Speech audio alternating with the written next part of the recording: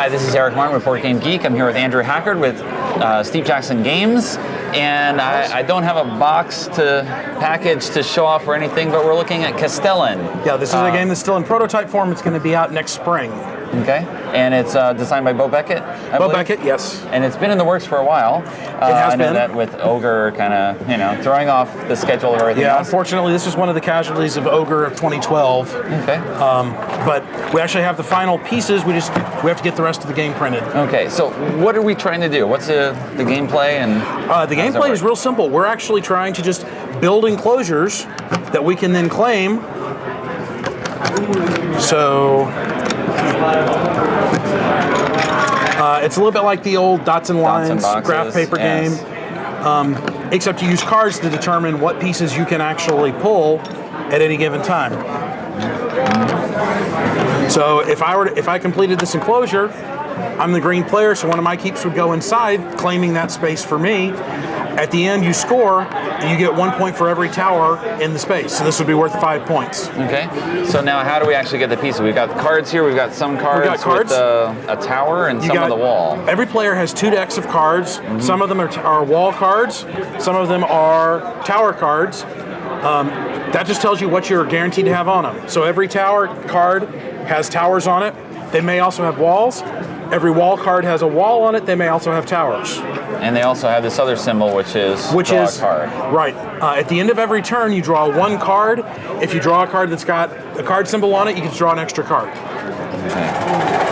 Okay, so we're going to start with 2 cards each. 2 cards each. And we'll break that apart. So. Okay. You want to go first? Sure. So now I know on my turn I can play any number of cards, but I'm only going to draw 1. Exactly. Which you can play your whole hand if you want to. Which could be very bad. And I have to play something I can play. I can't just play this because then I'm going to have 2 separate towers that do nothing. Basically you could play 1 tower and then you can't play the other one because there's nothing to link it to, which means I'd get to use it, so you don't want to do that. Right. All right. So I'm going to lay these out here. I got 2 towers. I got a short and a long wall. I'm going to set them up. And I'm going to do the jerky thing naturally. Of course you're going to do the jerky thing, Eric. And then I get 1 card plus these 2. Right, so you can draw 3 cards for playing 2, which is a pretty good bargain. All right. All right. Well, also being in a bit of a jerky mood, okay. I'm going to play 3 cards. So I'm going to get 2 towers on this one, 1 long and 2 short walls on this one, and another tower and a short wall on this one. Okay. And that's going to let me get a really cheap enclosure. So, and then I claim that, and these guys have to go somewhere, so they'll go here.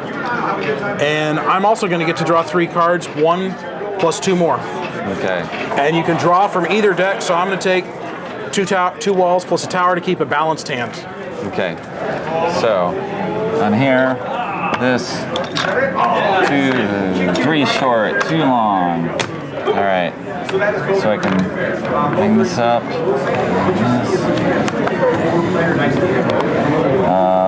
I'm missing. You are short 1 tower. I'm short 1 tower. What you're going to want to do is actually use your short wall there. No, I didn't want to do that. I wanted to do more. You want to do more creative? More dramatic. Oh, well. Well, I wanted to mention a rule that we hadn't covered yet, right? Right. Well, you can still mention that. I've played this before. So is once per game. Once per game. You can double stack a tower. Right. When you claim the area, you can double stack it to double the points in that area. And then you got to put that somewhere. Oh, yeah. Naturally, it's going to go right there. Okay. And now so I draw 2 cards. And so we continue until we run out of cards, or how do you continue? In the 2-player game, 1 player runs out of cards, the other player gets to play everything that's left. And at that point, you score it up, and you just count up, okay, this has 4 towers, so this is worth 4. This one has 5, but it's doubled, so it's worth 10. And you just add it up from there. Now you said, so the game comes, there's yellow and green, and then there's a separate pack, which is going to have red and blue. Right. And you can mix them for a 3 or 4 player game.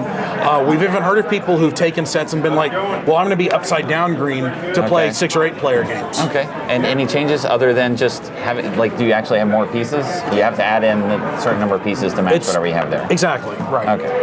And it comes with that. All right. And most score wins. High score wins. High score wins. There you go. Yeah. Thanks very much, Andrew. Thanks, Eric.